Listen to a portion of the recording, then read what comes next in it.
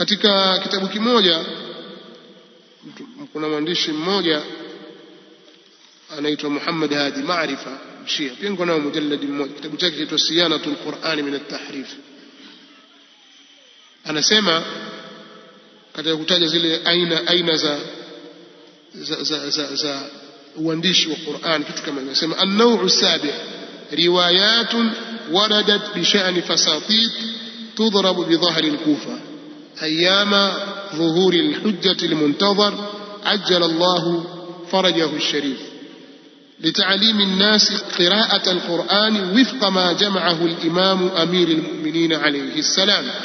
أنا سمع أين يسابع نزيل الكوي لزي أين زي رواية زي كوي مسألة كتوش القرآن لمسألة مصحف وعلي.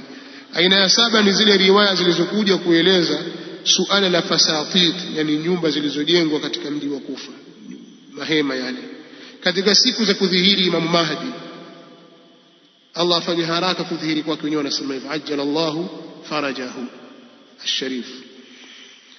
Aina ya saba ni zile riwaya zilizokuja kuelezea suala la fasatit, yani nyumba zilizojengwa katika mji wa Kufa katika siku za kudhihiri Imam Mahdi, kwa ajili ya kuwafundisha watu kuisoma Qur'ani kama alivyoikusanya Amirul Mu'minin. Yani wao wanadai kwamba imamu wa 12 si amejificha tangu hizo, amejificha. Huyo ikifika wakati wa kudhihiri kwa akidhihiri, atatoka na ile Qur'an, alafu atakuja kuwasomesha watu tena upya Qur'an. Hata kama wewe waijua, utasomeshwa tena Qur'ani upya, lakini kwa sababu hiyo katika mpangilio tofauti, kama vile alivyoandika Ali bin Abi Talib. Anasema فأصعب ما يكون على من حفظه اليوم لأنه خلاف الترتيب المعهود. Qurani hiyo itakuwa ngumu sana, hasa kwa yule aliyehifadhi Qurani hii ya leo, si kwa yule ambaye hajui kusoma. Hasa yule aliyehifadhi hii Qurani ya leo, Qurani hiyo itakuwa ngumu sana, hasa kwa yule aliyehifadhi hii Qurani ya leo hii tuliyokuwa nayo sisi. Kwa nini? Kwa sababu Qurani hiyo ya Ali iko kinyume na mpangilio wa Qurani iliyozoewa, iko tofauti kabisa. Sawa, ni jambo liko tofauti, yani kama ipi itakuwa imevurugika, ni hiyo imevurugika au ni hii? Wewe ulihifadhi hii, itakuwa ni ngumu kuisoma Qurani hiyo.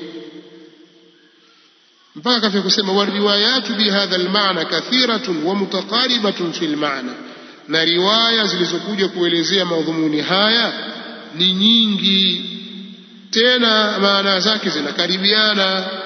Hayo ukitaka utayapata katika Siyanatul Qur'ani min at-Tahrif, kunacho kitabu.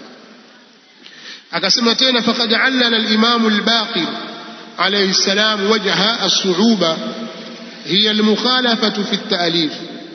Ametoa sababu Imam al-Baqir, yani Muhammad ibn Ali, Muhammad al-Baqir ibn Ali Zain al-Abidin, namna ya ugumu utakaokuwepo katika Qur'ani hiyo ni kwa sababu ya utofauti wa muundo, ay an-nadhmu al-qa'im baina suwarihi wa ayati, yani ule muundo uliopo baina ya sura na sura nyingine na aya na aya nyingine. لأن مصحف الإمام أمير المؤمنين عليه السلام على أدق ترتيب وفق ما أنزل الله تماما من غير تحوير.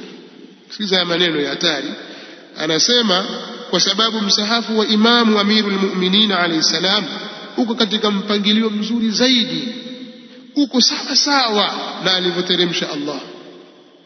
Ukisema kwamba Qur'ani hiyo na msahafu huo uko mzuri zaidi, yani itakuwa washinda Qur'ani hii mpangilio wake, tena uko sawa sawa na alivyoteremsha Allah. Maana yake ni huwa hauko sawa sawa na vile alivyoteremsha Allah tabaraka wa taala. Falam yafuthu shay'un min khususiyati an-nuzul.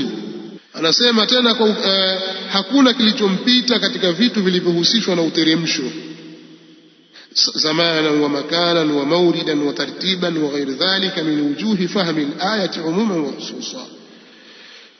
katika kwa wakati, mahali, upokezi na mpangilio na mengineyo yanayosiokuwa hayo katika namna za kuifahamu aya kwa kuenea na kuhusishwa. wa kullu dhalika kana muthbatan fi mushafihi alayhi salam, na mambo yote hayo yamethibitishwa katika msahafu wake alayhi salam, walakin ala alhamishi tab'an wa kama aslafna, yasema hivi, lakini hayo ni chini ya ukurasa, kwa maana juu kuna Qur'an, chini kuna maneno hayo ya Ali bin Abi Talib, khususiyat na mengineyo. Akasema wal ahadithu bihadha an-namat ghayru qalil, na hadithi za namna hii si chache, ni nyingi. وهي إن دلت فإنما تدل على اختلاف ما بين مصحفه عليه السلام والمصحف الحاضر. na hadithi za namna hii si chache, ni nyingi, na zote zinaelezea tofauti iliyopo baina ya msahafu wake Ali alayhi salam na msahafu uliopo sasa. ama al-ikhtilafu yaudu fi nasihi am fi nadhmihi am fi amrin akhar fahadha mimma la tasriha bihi fi tilkum al-ahadith سوى الحديث الأول الذي نوهنا عنه فإنه صريح في وجه الاختلاف، وأنه ليس في سوى النظم والتأليف لا شيء سواه، فهو خبر شاهد على تبيين وجه الاختلاف المنوه عنه في سائر الروايات، على أن نفس الاختلاف في نظم الكلام يكفي لوحده سببا لصعوبة التلاوة ولصعوبة فهم المراد من الكلام، فلو غير المعنى لا محالة. Kaeleza kuonyesha kwamba utofauti upo katika masala ya nadhmu, na hilo ndio linasababisha ugumu. Na bila shaka mpangilio ukibadilika, bila shaka kuna maana zinaweza kubadilika. Kama ikiwa mpangilio umewekwa tofauti, kwa mfano hii imewekwa tofauti ala khilafi nuzul, sio iko tofauti na ilivyoteremka Qur'an. Sasa yake vile ilivyopangwa, maana zafahamika kwa haraka, kwa wepesi kabisa. Lakini kwa sababu huu mpangilio umebadilishwa, na bila shaka ukibadilisha mpangilio hata maana inawezekana ikabadilika. Ndio maneno yalikuwa yamalizie kuyasema. Akaeleza ndio maana akasema hadha waqad alifa aljumhur hadha an-nasj al-hadir, watu wengi wameshazoea mpangilio huu wa msahafu uliopo. Waatadu alayhi khalafan salafin tilata asharat al-qurun, na wamelizoea hilo kwa kurithi waliokuja sasa kutoka kwa waliotangulia kwa kipindi cha makumi ya karne. Fayasubu alayhim taawudu ala khilafihi, kwa hiyo itakuwa vigumu juu yao kuuzoea msahafu ulio kinyume chake. Wa min thamma fahum bihajati ila tarbiyatin wa ta'limin wa mumarasatin mustamirra yaqumu biha sahibu al-amri inda dhuhurihi insha Allah.